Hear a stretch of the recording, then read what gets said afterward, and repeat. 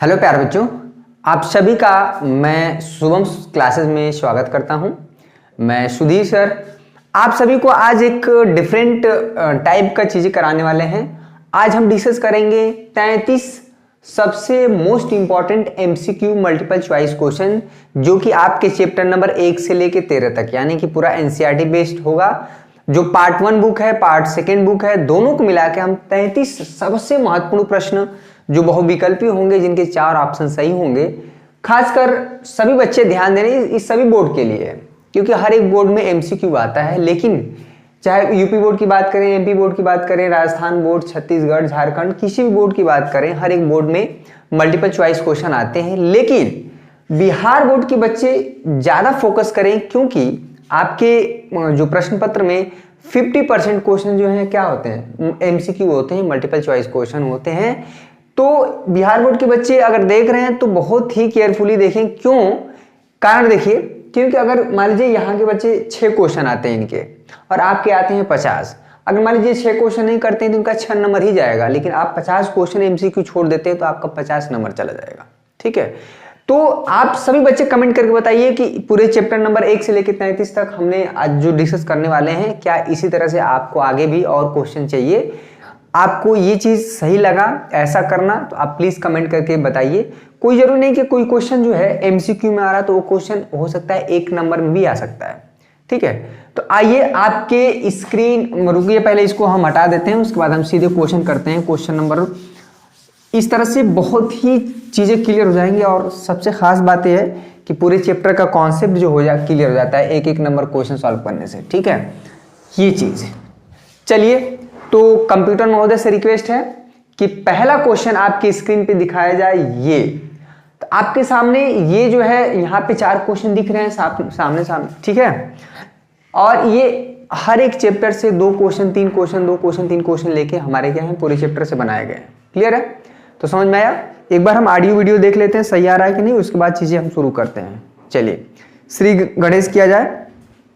पहला क्वेश्चन आपके सामने है, वो स्पष्ट रूप से दिख रहा होगा, इसीलिए मैंने बड़ा बड़ा इसके से लिखा हुआ है। ठीक है, मान लीजिए कि फंक्शन f जो है हमारा क्वेश्चन नंबर 1 है।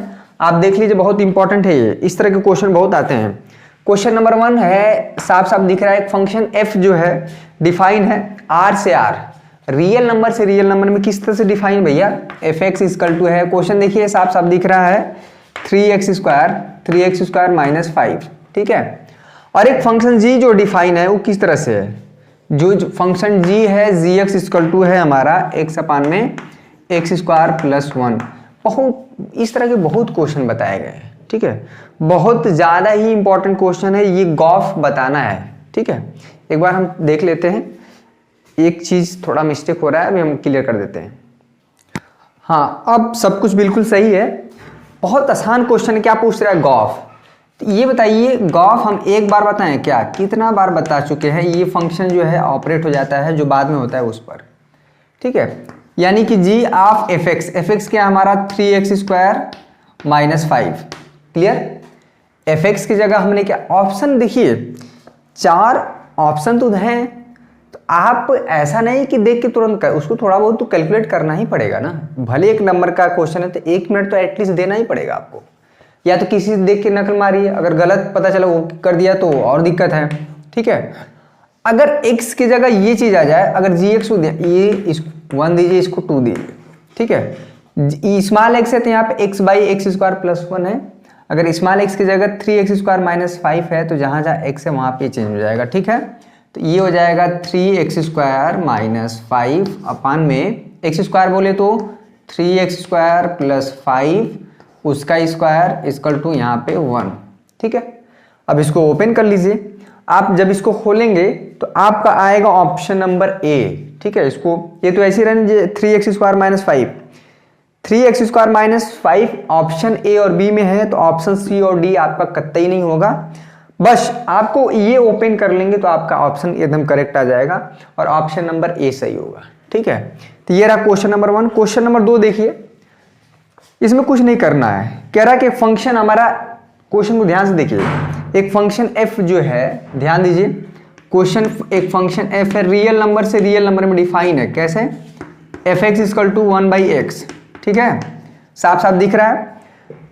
x belongs to real number, यानी कि x की जो वैल्यू है माइनस इनफाइनाइट से प्लस इनफाइनाइट के बीच में होल्ड कर रही है। तो कह रहा है कि फंक्शन परिभाषित है, तो फंक्शन क्या एकाकी है, आच्छादक है, एकाकी आच्छादक दोनों है, f परिभाषित नहीं है। ठीक है, चलिए इसको ऑप्शन दीजिए फटाफट। क्लियर है? तो पहली बात इसमें सबसे बड़ी बात चीज है कि ये फंक्शन हमारा जो है डिफाइन ही नहीं है। यहाँ पे ये जो डोमेन दिया है और ये जो रेंज दिया है बच्चा, इसमें r जो है इसमें मतलब 0, f0 पे हमारा फंक्शन की वैल्यू आ जाएगी इनफाइनाइट। ठीक है, तो हमारा फंक्शन जो है पूरे रियल नंबर पे परिभाषित ही नहीं है, क्योंकि x इक्वल टू 0 पे फंक्शन हमारा क्या आ जा रहा है, इनफाइनाइट। तो ये ऑप्शन नंबर डी हो जाएगा, f परिभाषित नहीं है। ठीक है, f परिभाषित नहीं है। तो ये दो क्वेश्चन बहुत इंपॉर्टेंट है गॉस फॉग का। ये हो गए दो क्वेश्चन। आइए तीसरा और चौथा, इसको हम थोड़ा सा इरेज कर देते हैं। तीसरा और चौथा काफी इंपॉर्टेंट क्वेश्चन है। तीसरा और चौथा बहुत ही इंपॉर्टेंट दोनों क्वेश्चन जो है प्रतिलोम त्रिकोणमितीय फलन के हैं, चैप्टर नंबर 2 के हैं। हर चैप्टर से 3-4 क्वेश्चन लिए गए हैं, टोटल 33 क्वेश्चन करना है। सभी बोर्ड के बच्चों के लिए इंपॉर्टेंट है ये, तो दिल थाम के बैठिए, थोड़ा धैर्य रखिए। आपका 25 से 30 मिनट में क्वेश्चन हो जाएगा, इससे ज्यादा नहीं लगेगा। ठीक है, 2 sec inverse 2 plus sine inverse 1/2 का मान बताइए। ये आपका अगर हम ऑप्शन बता दें तो आप तुरंत कर ले जाएंगे, लेकिन हम इसको सॉल्व करेंगे। देखिए क्या होता है। ये 2, ये हो गया सेक इनवर्स। अच्छा, सेक में कितने की वैल्यू 2 होती है? कॉस 30 डिग्री का मान बच्चा होता है 1/2, तो सेक 30 डिग्री का मान क्या हो जाएगा? 2। ठीक है, पता है ना, कॉस और सेक एक दूसरे के उल्टे होते हैं। तो यहाँ पे हो जाएगा सेक 30 डिग्री, और सेक भैया होता है π/6। 30 डिग्री का बोले तो नहीं, 1 मिनट गड़बड़ हो गया। ये 60 डिग्री का होता है मान, तो π/3 हो जाएगा। कॉस 60 डिग्री का मान 1/2 होता है, तो सेक 60 डिग्री का मान क्या हो जाएगा? 2 हो जाएगा। क्लियर है? अच्छा चलिए, इतना में तो कोई दिक्कत नहीं हुआ। साइन इनवर्स ऐसे है 1/2, साइन में कितने एंगल का मान 1/2 होता है जरा बताइए तो? साइन 30 डिग्री बोले तो π/3। ठीक है, तो ये बताइए, ये सेक और सेक इनवर्स और सेक कट गया, तो यहाँ पे हो गया 2π/3। क्लियर हुआ? ये साइन इनवर्स और साइन कट गया, तो क्या बचा? π/3। ये कितना हो जाएगा? ये कितना हुआ? मिस्टेक तो नहीं हो रहा, बिल्कुल सही है। 2 sec inverse plus sine inverse 1/2, 2π/3। ठीक है, अब π/3 मतलब हो गया हमारा, ये कैसे हो रहा है? π/3, ये π/6 होगा ना, ये π/6, यही मिस्टेक हो रहा था, ये π/6। क्लियर हुआ? π/6 मतलब 30 डिग्री। ठीक है, पाई की वैल्यू 180 डिग्री रखेंगे, 6 से भाग देंगे तो 30 आएगा, यही मिस्टेक हो रहा था। ठीक है, जब इसको आप सॉल्व करेंगे, इसमें 2 का मल्टीप्लाई कर दीजिए ऊपर नीचे, तो ये फाइनली आ जाएगा हमारा 5π/6। तो आपका ऑप्शन नंबर हमारा हो जाएगा बी। ठीक है, समझ में आया? क्या किए हैं यहाँ पे? थोड़ा आपको समझ में नहीं आ रहा होगा। 2 बाहर अगर सेक इनवर्स है तो अंदर कुछ सेक का मटेरियल बनना चाहिए, बाहर साइन इनवर्स है तो अंदर साइन का कुछ बनना चाहिए। ये जो 2 है, देखिए cos 60 डिग्री का मान कितना होता है? 1/2। ठीक है, तो सेक 60 डिग्री का मान क्या हो जाएगा? उसका उल्टा हो जाता है, इसको बदल देंगे। 60 डिग्री को उसमें रेडियन में कन्वर्ट करना है, तो π/1/80, तो कितना हो जाएगा? π/3। यही चीज हम किए। ठीक है, तो यहाँ पे π/3 और यहाँ पे π/6। क्लियर हुआ? चलिए, इसी तरह से क्वेश्चन नंबर 4, आपको क्वेश्चन नंबर 4 खुद से करने हैं। इसमें हम हिंट दे रहे हैं, बहुत आसान क्वेश्चन है। इसी तरह से क्वेश्चन आपको करने हैं, बहुत ही सारे क्वेश्चन इंपॉर्टेंट है बच्चा। ठीक है, वीडियो पसंद आ रहा है लाइक करिए। सभी बोर्ड के बच्चे ध्यान से देखें, खासकर बिहार बोर्ड के बच्चे तो एकदम देखें, क्योंकि उनको 50 क्वेश्चन करने रहते हैं मल्टीपल चॉइस के। इसमें इस क्वेश्चन को करने के लिए हम हिंट दे देते हैं कि एक चीज आपको ध्यान रखना है कि साइन, ठीक है, अगर बाहर साइन इनवर्स है, अंदर माइनस साइन थीटा है, तो बच्चा ये हो जाता है माइनस थीटा। ठीक है, ये चीज और ये कट जाता है। कैसे होगा? ये आप ऐसे भी कर सकते हैं कि साइन इनवर्स ये माइनस है, तो साइन ये एंगल में चला जाता है। ठीक है, sine minus theta minus sine theta होता है, तो इस तरह से कट गया, तो फाइनली आया थीटा। ये चीज आपको यूज करना पड़ेगा इस क्वेश्चन में। आप ये यूज करेंगे तो आपका हो जाएगा ऑप्शन नंबर डी सही। ठीक है, इसको करिए, अगर नहीं कमेंट करके पूछ लीजिएगा, कि हाँ सर ये वाला क्वेश्चन है, हम कल बता देंगे इसको, ठीक है, ये कल हम बता देंगे। आइए क्वेश्चन नंबर 5, ये 4 क्वेश्चन में कंप्यूटर महोदय नेक्स्ट क्वेश्चन दिखाया जाए बच्चों को, तो आपके सामने रहा ये 5 से लेके 8 तक, बहुत बढ़िया बढ़िया क्वेश्चन है 5 से लेके 8 तक। 5वां क्वेश्चन देखिए फटाफट, 1 नंबर में ऐसे सवाल पूछे जाते हैं भाई, पहाड़ नहीं पूछा जाएगा, ठीक है, ऐसा सवाल पूछा जाएगा कि आप 1 मिनट में कर ले जाएं। कह रहा है x और y के प्रदत्त किन मानों के लिए आव्यूह के निम्नलिखित युग्म समान है। देखिए क्वेश्चन नंबर 5 बहुत इंपॉर्टेंट है।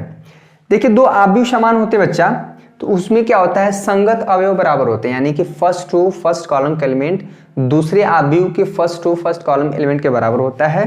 तो यहाँ पे हम करेंगे कि जो 3x + 7 है, ठीक है, बराबर कर देंगे 0 के, ध्यान दीजिएगा। तो यहाँ से x की वैल्यू आ जाएगी बच्चा -7/3, क्लियर।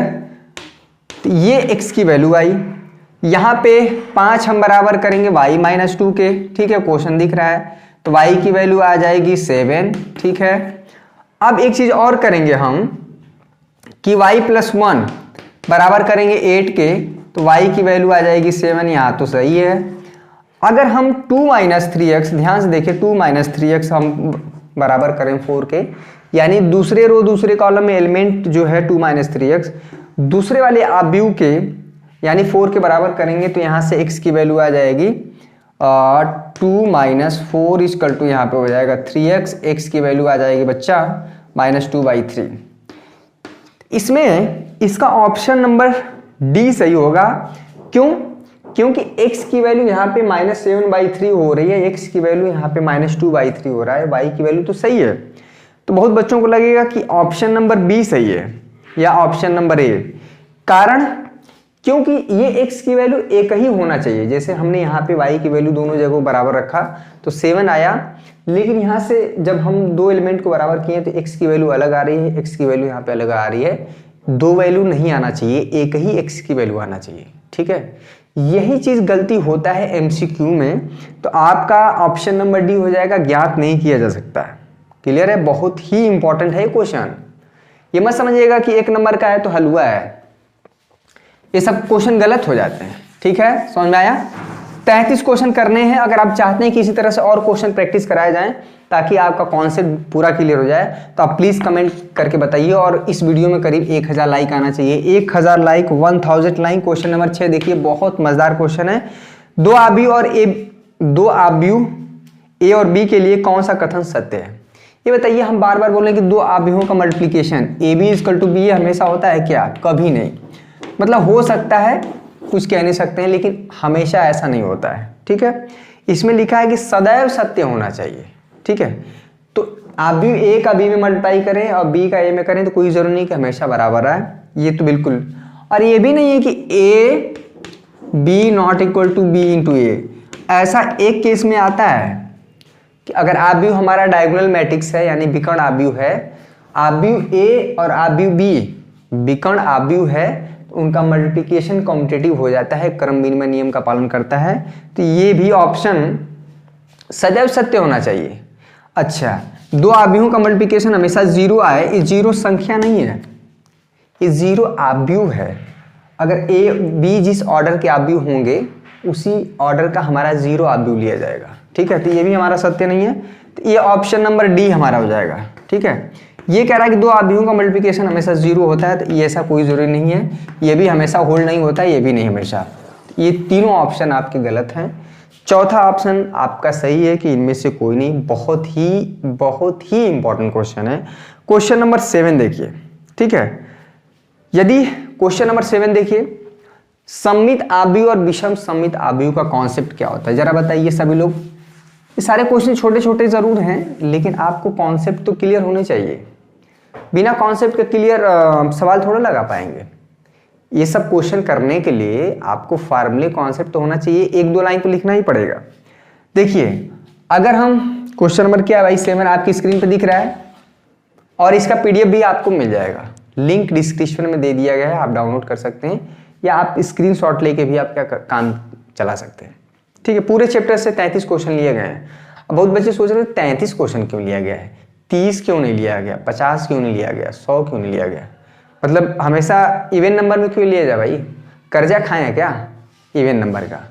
अमूमन 10 क्वेश्चन, 20 क्वेश्चन, 30 क्वेश्चन, 50 क्वेश्चन, 100, हम 33 लेके चले हैं। 33 मेरा फेवरेट नंबर है, ठीक है।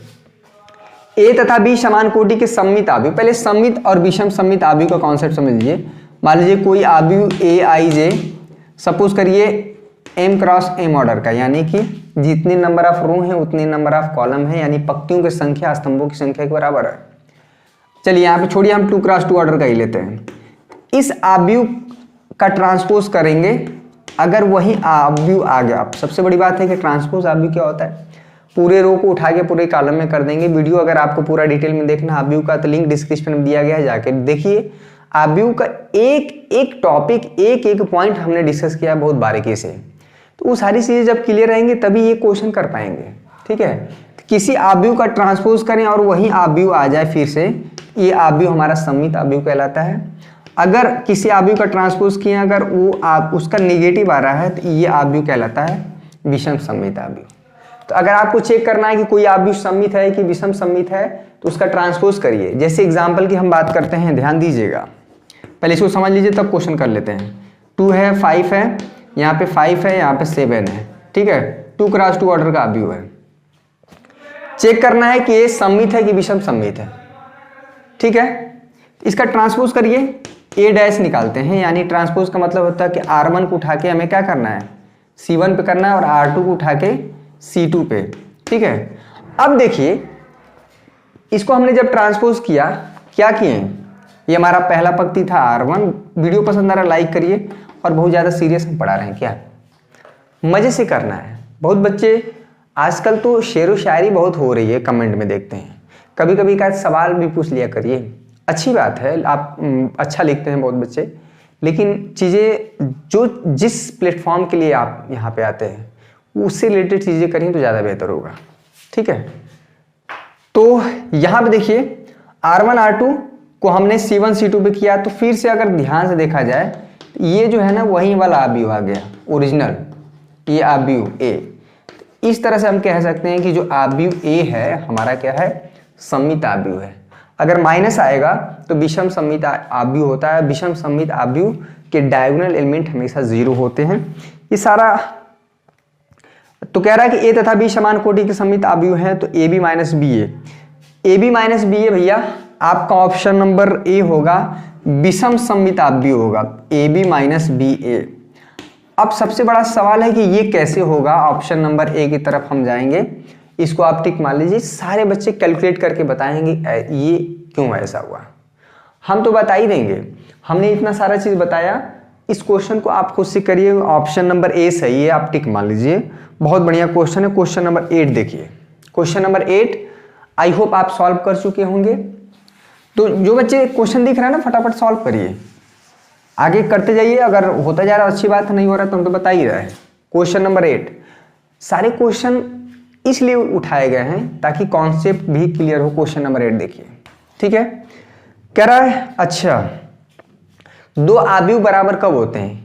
2 आव्यूह बराबर कब होते हैं? जब उनके कोटि और साथ में, कोटि मतलब ऑर्डर, कितने नंबर ऑफ रो कितने नंबर ऑफ कॉलम है, और साथ में संगत अवयव बराबर होना चाहिए। जबकि सारणी की बात हो कि सारणी के बराबर को होता है, तो उनकी सारणी का मान जो है बराबर होना चाहिए। यहाँ पे आपके स्क्रीन पे तो क्वेश्चन दिख रहा है, पर हमको तो यहाँ लिखना पड़ेगा ना। 6-2 है। जितने बच्चे बिहार बोर्ड से देख रहे हैं फटाफट लाइक करिए और कमेंट करिए कि हाँ सर हमको इस तरह से एमसीक्यू कराइए, ठीक है। तो ये 2 डिटरमिनेंट है, इसका मान बराबर है। तो डिटरमिनेंट की वैल्यू कैसे निकाला जाता है? x into x square minus लगा कि ये 18 दुना के 36, ठीक है। 6 का 6 में होगा 36 माइनस 18 दुना के 36, ठीक है। ये तो कट गया, क्लियर हुआ। एक्स स्क्वायर क्या आ गया? 36। अच्छा, स्क्वायर हटता है तो यहाँ पे प्लस माइनस आता है, √36। क्या आ गया आंसर? प्लस माइनस 6, ठीक है। तो आपका ऑप्शन नंबर बी हो जाएगा। बहुत बच्चे क्या करते हैं कि ऑप्शन नंबर ए लगा देंगे। जानते क्या गलती होता है कि जो स्क्वायर होता है ना, जब स्क्वायर हटता है तो यहाँ पे प्लस माइनस आता है। बहुत बच्चे सिर्फ प्लस लगाते हैं, तो ऑप्शन नंबर ए की तरफ चले जाएंगे और उनका ऑप्शन नंबर ए करके आएंगे, लगेगा कि हमारा सही है, और आप पा जाते हैं 1 नंबर कम, ठीक है। तो इन्हीं सब छोटी छोटी बातों को ध्यान रखना। आपको ऑप्शन नंबर ए सबसे पहला ही ऑप्शन दिख रहा है, समझ में? तो ऑप्शन नंबर ए सही नहीं है, ऑप्शन नंबर बी है, यहाँ पे +-6 रहेगा। छोटी छोटी ही बातें, छोटे छोटे क्वेश्चन से हम लोग क्लियर करते हैं। चलिए ये हुए क्वेश्चन 8।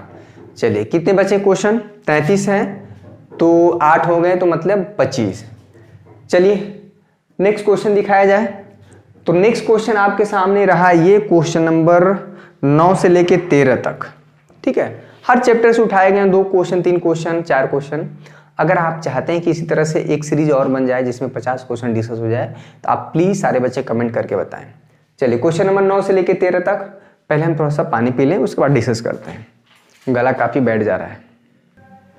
चलिए आपकी स्क्रीन पर एक क्वेश्चन देखिए, आई होप आप देख चुके होंगे एक सरसरी नजर से। इसका डिस्क्रिप्शन में आपको मतलब दे देंगे, इस PDF को आप डाउनलोड कर लीजिएगा। इस क्वेश्चन को प्रैक्टिस जरूर करिएगा। कह रहा क्वेश्चन नंबर 9, निम्नलिखित में से कौन सा कथन सही है? देखिए इस तरह के भी सवाल आते हैं कि बिना कैलकुलेट किए, लेकिन आपको कॉन्सेप्ट क्लियर होना चाहिए। सारणिक एक वर्ग आव्यूह है। देखिए वर्ग आव्यूह तो जरूर है, सारणिक जो होता है, ठीक है, कोई भी सारणिक अगर हम लिखते हैं तो हमेशा वो स्क्वायर अरेंजमेंट होगा, या तो 3x3 ऑर्डर का होगा, या 2x2 ऑर्डर का होगा, या 4x4 ऑर्डर का होगा। हाँ वर्ग आव्यूह जरूर है, लेकिन सारणिक का जो मान है हमेशा एक न्यूमेरिकल वैल्यू देता है अगर उसके अवयव क्या है, एक रियल नंबर, वास्तविक संख्या है। तो यहाँ पे वर्ग आव्यूह ही नहीं बल्कि ये स्टेटमेंट गलत है, अन्य भी चीज प्रॉपर्टी है। ठीक है, सारणिक एक आव्यूह से संबंध एक संख्या है। ठीक है, अब यहाँ पे सारणिक एक आव्यूह लगा दिया, लेकिन उसमें वर्ग हटा दिया। ठीक है, तो सारणिक एक वर्ग, तीसरा ऑप्शन जो है सारणिक एक वर्ग आव्यूह से संबंध एक संख्या है। तो ऑप्शन नंबर सी आपका सही है कि सारणिक जो है एक वर्ग आव्यूह तो होता ही होता है, लेकिन वो एक संख्या एक को रिप्रेजेंट करता है। अगर इसके एलिमेंट मान लीजिए यहाँ पे 4, 5, यहाँ पे 7, 9 है, तो इसको सॉल्व करेंगे तो यानी कि 9 चौको 36 हो जाएगा, और 7 5 है 35, यानी कि A1 हो गया। इसका ऑर्डर कितना है? 2x2 ऑर्डर का। ठीक है, तो सारणिक हमेशा वर्ग आव्यूह में होगा, 2x2 ऑर्डर का होगा, 3x3 ऑर्डर का होगा, 4x4 ऑर्डर का होगा। अगर उसके अवयव एक नंबर है तो उसको सॉल्व करते हैं तो एक नंबर आता है, एक वास्तविक संख्या आती है। तो हमेशा वर्ग जो है सारणिक जो है एक वर्ग आव्यूह से संबंधित एक संख्या है। ठीक है, तो ऑप्शन नंबर सी है। बहुत बच्चे ऑप्शन नंबर ए लगा के आ जाएंगे। सही समय पे सही गलती आप करते हैं, जबकि आपको सही करेक्ट आंसर देना है। क्वेश्चन नंबर 10 देखिए, बहुत ही इंपॉर्टेंट क्वेश्चन है ये क्वेश्चन ना। क्वेश्चन नंबर 10 सॉल्व करने लगेंगे तो बहुत घंटों लग जाता है। देखिएगा एडजॉइंट क्या होता है आप तो जानते ही हैं। अगर कोई आव्यूह, इसको देख लीजिएगा, कोई आव्यूह है यहाँ पे, इसको हम लिख नहीं रहे AIJ, मान लीजिए n×n ऑर्डर का है। ठीक है, इसके अगर एडजॉइंट आपने निकाला, ठीक है, किसी आव्यूह का जब आप एडजॉइंट निकालते हैं सहखंडज आव्यूह, तो वो एक आव्यूह ही आता है n×n ऑर्डर का। लेकिन अगर उसके डिटरमिनेंट की वैल्यू बताना है उस आव्यूह के, तो भैया ये कुछ नहीं होता है, जो ओरिजिनल आव्यूह है उसके डिटरमिनेंट का मान अपान में n-1, ध्यान दीजिएगा ये चीज होता है।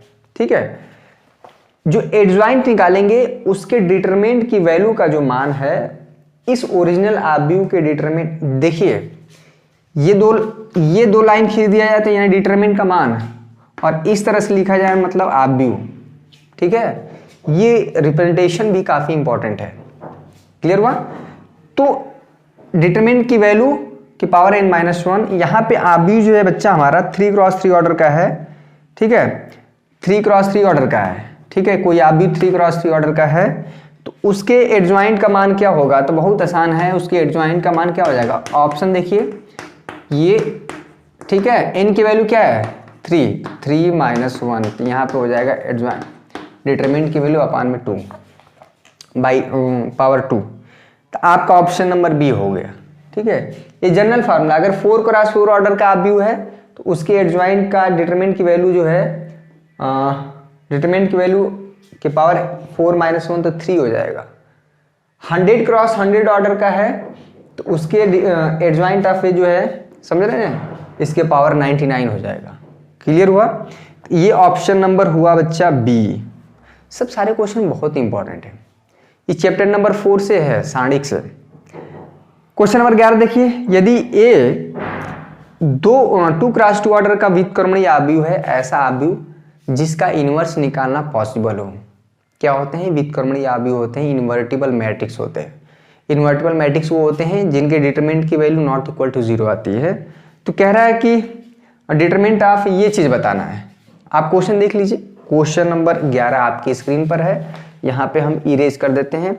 चलिए फटाफट बताइए, सब कमेंट करके बताइए, एकदम जैसे कि जैसे एक तरह से कह सकते हैं टेस्ट ही हो रहा है। ठीक है, फटाफट कमेंट करके बताइए सभी बच्चे जितने लाइव देख रहे हैं। पहली बात तो वीडियो पसंद कर दीजिए, आपके लिए बहुत सिलेक्टेड क्वेश्चन बताए गए हैं और ये क्वेश्चन करने से फायदा ये है कि आपका कॉन्सेप्ट भी क्लियर होगा। ठीक है, तो क्वेश्चन नंबर 11 का बी होगा। चलिए बी क्यों होगा आप इस पे विचार करिएगा।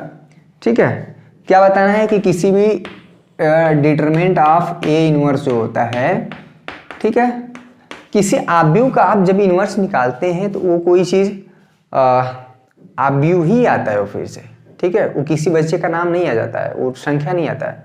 किसी आव्यूह का इनवर्स निकालते हैं तो फिर से आव्यूह आता है। अगर 3x3 ऑर्डर के आव्यूह का आप इनवर्स निकालते हैं तो 3x3 ऑर्डर का एक आव्यूह निकल के आता है, उसके डिटरमिनेंट की वैल्यू जो होता है तो यहाँ पे हो जाएगा ऑप्शन नंबर बी 1/, में डिटरमिनेंट ऑफ ए। ठीक है, क्वेश्चन नंबर 12 बच्चा बहुत ही इंपॉर्टेंट है। क्वेश्चन नंबर 12 देखिए, क्वेश्चन नंबर 12 एक आव्यूह दिया है। क्वेश्चन देखिए, क्वेश्चन नंबर 12 2 λ - 3, बहुत बढ़िया क्वेश्चन है। 0 2 5, ठीक है, 1 1 यहाँ पे है 3, यानी 3x3 ऑर्डर का आव्यूह है। तो कह रहा है कि ए इनवर्स का अस्तित्व होगा, यानी कि जो आव्यूह ए है इसका इनवर्स कब एग्जिस्ट करेगा। यहाँ पे 4 ऑप्शन दिए हैं। लेमडा की वैल्यू 2 होगी तब, लेमडा की वैल्यू 2 नहीं होगी, लेमडा की वैल्यू -1 नहीं होगी, नन ऑफ दीज। ठीक है, तो एक चीज हम बता दें आपको कि किसी भी आव्यूह, कोई आव्यूह दिया है उसका इनवर्स तभी एग्जिस्ट करता है जब इस आव्यूह के डिटरमिनेंट की वैल्यू नॉट इक्वल टू 0 होना चाहिए। ठीक है, यानी ये जो आव्यूह है अगर आप उसको जब डिटरमिनेंट की तरह ट्रीट करेंगे तो उसकी वैल्यू 0 नहीं आना चाहिए। किसी भी आव्यूह के उसको डिटरमिनेंट के रूप में लिखेंगे, सारणी के रूप में लिखेंगे, उसका मान निकालेंगे, अगर वो 0 नहीं आएगा तभी उस आव्यूह का इनवर्स एग्जिस्ट करता है। और इनवर्स निकालने का एक बड़ा सुंदर सा फार्मूला है। इनवर्स जो निकालते हैं भैया, एडजॉइंट ऑफ ए अपान में डिटरमिनेंट ऑफ ए, ये फार्मूला होता है। ठीक है, अगर किसी भी डिटरमिनेंट किसी आव्यूह के डिटरमिनेंट की वैल्यू 0 आ गई तो 0 से किसी संख्या से भाग देते हैं, कुछ भी किसी भी चीज में भाग देते हैं, इनफाइनाइट आ जाता है, यानी ए इनवर्स हमारा अनडिफाइन हो जाएगा। इसलिए कंडीशन लगा रहता है कि डिटरमिनेंट की वैल्यू हमारा 0 नहीं होना चाहिए। ठीक है, तभी दिए हुए आव्यूह का इनवर्स एग्जिस्ट करेगा, व्युत्क्रम आव्यूह निकलेगा। तो ये सारा जब ट्रीटमेंट आप करेंगे तो आपका, यानी कि इस आव्यूह के डिटरमिनेंट की वैल्यू सॉल्व करेंगे तो आपका ऑप्शन नंबर डी आएगा, नन ऑफ दिस। इसमें से ए बी सी नहीं होगा, इसको सॉल्व करिएगा। ठीक है, अच्छा क्वेश्चन है ये सब, या हम इसको कमेंट करके पूछ लीजिएगा। जो हम क्वेश्चन हम हिंट दे रहे हैं, कुछ क्वेश्चन सॉल्व कर ही रहे हैं, जो क्वेश्चन हिंट दे रहे हैं उसको करिएगा। ठीक है, नहीं आएगा पूछ लीजिएगा, शर्माने वाली कोई बात नहीं, जो पूछेगा वहीं आगे बढ़ेगा। करेक्ट समय अभी बहुत समय बचा हुआ है, आप पूछ सकते हैं। क्लियर। क्वेश्चन नंबर 13 देखिए, क्वेश्चन ये तो अवकलन का क्वेश्चन है। क्वेश्चन नंबर 13, थोड़ा सा समय देंगे तो आपका 30-35 क्वेश्चन बहुत आसानी से तैयार हो जाएगा। मेन चीज है कॉन्सेप्ट। ठीक है, इतना क्वेश्चन करने, सिर्फ क्वेश्चन ही नहीं कराया जा रहा, कॉन्सेप्ट भी तो बताया जा रहा है। क्लियर है। वीडियो पसंद आ रहा है लाइक करिए, 1000 लाइक होना चाहिए सारे बच्चे। एक बहुत ही इंपॉर्टेंट सेशन। क्वेश्चन नंबर 13 देखिए, क्या है भाई, y इक्वल टू, हमें अवकलन करना है sin x, यहाँ पे प्लस y है, तो बताना है dy/dx होगा। फटाफट बताइए। जब इस तरह से अंडर रूट वगैरह दिखे ना, आप क्या करिए, वर्ग कर दिया करिए, दोनों पक्षों का वर्ग कर दिया करिए। यहाँ पे हो जाएगा y², यहाँ पे sin x प्लस y, दोनों पक्षों का वर्ग हुआ है, इसका वर्ग होगा y² हो जाएगा, इसका वर्ग होगा, अंडर रूट हट जाएगा। ठीक है, अब दोनों पक्षों का एक से सापेक्ष अवकलन कर दिए, यानी कि dy/dx, दोनों साइड dy/dx चिपका दीजिए। ठीक है, dy/dx यहाँ पे हो जाएगा sin x प्लस यहाँ पे y। ठीक है, अच्छा ये क्वेश्चन 1 नंबर में है। अगर 1 नंबर में अगर आप इसका वर्ग नहीं करेंगे, अगर ऐसे करेंगे तो आपको बहुत ज़्यादा समय ले लेगा, 3 से 4 मिनट लग जाएगा। तो आपके पास टेक्निक होना चाहिए कि अगर क्वेश्चन 1 मिनट में लगने वाला है तो 1 मिनट में लग जाता है, बशर्ते उस चीज़ को आप पकड़ लें। वीडियो पसंद आ रहा है लाइक करिए। हर जिले से, हर राज्य से बच्चे देख रहे हैं, वीडियो पसंद कर रहे हैं, तो आपके लिए भी कुछ ना कुछ मटेरियल मिलते रहना चाहिए। बहुत ही इंपॉर्टेंट सेशन है आज का। तो ये इसका कैसे आकलन करेंगे, यहाँ पे अगर एक्स स्क्वायर होता तो 2x हो जाता, लेकिन वाई स्क्वायर है, इसको x समझ के करेंगे तो ये हो जाएगा 2y, y का फिर से x के सापेक्ष आकलन क्या हो जाएगा dy/dx। साइन x का आकलन cos x, बहुत बढ़िया। y का आकलन x के सापेक्ष बोले तो dy/dx, इसको इधर ला दीजिए तो माइनस हो जाएगा, dy/dx कॉमन ले लेंगे, थोड़ा सा एक आध स्टेप खा जा रहे हैं, तो 2y - 1 = यहाँ पे हो जाएगा cos x। तो dy/dx बताना ना, तो ये नीचे भेज दीजिए इसको। कौन सा ऑप्शन सही हुआ, cos x अपान में 2y - 1, ऑप्शन नंबर ए। ठीक है, तो 13 क्वेश्चन डिस्कस हो गए, 13 क्वेश्चन डिस्कस होंगे, कुछ क्वेश्चन और देखिए। चलिए नेक्स्ट स्लाइड। अच्छा, क्वेश्चन नंबर 14 से आगे करेंगे। कंप्यूटर महोदय आपसे रिक्वेस्ट है नेक्स्ट क्वेश्चन दिखाया जाए, तो आपके सामने रहा है ये। ठीक है, क्वेश्चन नंबर 14 बहुत बढ़िया क्वेश्चन है। छोटे छोटे क्वेश्चन से क्या होता है ना, हमारे जो चैप्टर के फार्मूले होते हैं रिवाइज हो जाते हैं। एक चीज़ और हम बता देते हैं, अगर आप चाहते हैं कि इसके बाकी क्वेश्चन, मतलब 33 क्वेश्चन आने, अभी 14वां क्वेश्चन है, 14, 15, 16, 17 आपके स्क्रीन पे दिख रहा है, आप चाहते हैं कि और भी क्वेश्चन कराए जाएं, तो आप कमेंट करके बताइए कि हाँ सर इसी तरह से कराया जाए, और वीडियो पे 1000 लाइक होना चाहिए। ठीक है, हम नहीं जानते कैसे होगा, अगर इतना हुआ तो हम बाकी जो MCQ क्वेश्चन है और भी कराएंगे, अदरवाइज यहीं पे स्टॉप कर देंगे, जैसे चल रहा वैसे चलेगा। ठीक है, ये एक एक्सपेरिमेंट है, हमें आपकी प्रतिक्रिया चाहिए, आपका रिएक्शन चाहिए मेरे काम पर, यानी कि हम जो कर रहे हैं ये सही है, आपको लग रहा है कि मेरा फायदा हो रहा है, तो अब प्लीज कमेंट करके बताइए। अगर 50% से ज्यादा बच्चे हाथ खड़ा कर दिए यानी यस बोले, तो यानी कि ये चीज आगे चलेगा। ठीक है, कह रहा अंतराल 0, √रूट में फलन, ये जो फंक्शन है, देखिए MCQ का क्वेश्चन का मतलब ये नहीं होता है कि आप कलम ना चलाएं। ठीक है, देख के आप आंसर लगा देंगे, ऐसा कभी नहीं होता है। थोड़ा बहुत सॉल्व करना होता है, लेकिन आंसर आपको सिर्फ एक ही लिखना होता है। के लिए रोल्स के प्रमेय में C का मान बताइए। अब रोल्स का प्रमेय क्या होता है, अगर आप ध्यान से देखें, रोल्स का थ्योरम ये कहता है कि अगर कोई फंक्शन, अगर आप रोल्स के प्रमेय का स्टेटमेंट देखें तो इसमें 3 बातें हैं। ठीक है, रोल्स के प्रमेय में 3 बातें हैं कि दिया हुआ फंक्शन हमारा एक जो अंतराल है, ठीक है, 0, √3 में, इस अंतराल में ये जो फंक्शन है कॉन्टिन्यूअस होना चाहिए, सतत होना चाहिए। चूंकि ये फंक्शन हमारा बहुपद फलन है, पॉलिनोमियल फंक्शन है, पॉलिनोमियल फंक्शन 0, √3 के अंतराल में ही नहीं, पूरे -∞ से +∞ के अंतराल में कॉन्टिन्यूअस होता है, सतत होता है। पहली बात तो होल्ड हो गया। एंड पॉइंट डिफरेंशिएबल होना चाहिए, अवकलनीय फंक्शन होना चाहिए, ये फंक्शन होता है अवकलनीय, डिफरेंशिएबल होता है। और साथ में इसमें एक कंडीशन और है, एंड पॉइंट पे फंक्शन का मान भी सेम होना चाहिए, यानी x = 0 और x = √3 पे। 0 पे फंक्शन का मान 0 देखिए, और √3 पे फंक्शन का मान देखिए। √3 का यहाँ पे हो जाएगा क्यूब, यहाँ पे 3 है, और यहाँ पे हो जाएगा √3। ठीक है, ये चीज़ √3 क्यूब का मतलब होता है √3 × √3 × √3। ठीक है, ये हो जाएगा 3 √3। √3 कितना हो जाएगा, 3 √3 - 3 √3 यानी 0। ये जो हमारा अंतराल है उसके जो एंड पॉइंट पे, अंतः बिंदु पे फंक्शन का मान भी समान है। तो ये जब 3 चीजें होता है तो कहता है कि 0, √3 के बीच में कोई एक ऐसा वैल्यू मिलेगा जहां पे क्या होगा, f' = 0 होगा। f' पहले निकालिए, क्या हो जाएगा, ये 3x² - 3x, क्या निकालना है, ये f' निकालना है। ठीक है, अगर आप f' करें, f' = 0 करना है। ठीक है, यानी जहां जहां ये 3c² हो जाएगा -3c = 0, 3c कॉमन लेंगे तो c - 1 हो जाएगा, तो c की वैल्यू 2 आई, 0 और 1। ठीक है, तो इसके बीच में वैल्यू होना चाहिए, तो 0 और √3 के बीच में जो वैल्यू आ रही है 1, तो आपका ऑप्शन नंबर ए हो जाएगा सही। चीजें समझनी, आप जाके थोड़ा सा बुक भी पलटिए ये क्वेश्चन उतने आसान नहीं, ये तो तुरंत लग गए, लेकिन आप जब चीज़ें जानते रहेंगे तभी हो पाएगा। ठीक है, पसंद आ रहा है वीडियो, पसंद आ रहा है? क्वेश्चन नंबर 15 देखिए, ये सारे क्वेश्चन बहुत ही इंपॉर्टेंट हैं, इससे पूरा कॉन्सेप्ट क्लियर होता है मेरा। ठीक है, एक एक नंबर के सवाल एक एक मिनट में होने चाहिए, इससे ज़्यादा लगेगा तो यानी कि आपका कॉन्सेप्ट क्लियर नहीं है। समझ आया? चलिए क्वेश्चन नंबर 15 देखिए। क्वेश्चन नंबर 15 आपके सामने दिख रहा है, साइन अंडर रूट एक्स का एक्स के सापेक्ष अवकलन गुणांक ज्ञात है, यानी dy बाई dx बताना। बहुत आसान क्वेश्चन है, लेकिन कितने लोग का पसीने छूट जाएंगे। ठीक है, ये एक नंबर का क्वेश्चन है। अगर ये साइन एक्स होता तो सिंपली साइन एक्स का अवकलन कॉस एक्स हो जाता, लेकिन होगा क्या, dy बाई dx। देखिए कैसे होगा, dy by dx of sine under root x, चूंकि अंडर रूट एक्स का फिर से होगा अवकलन, चेन रूल मानता जाता है।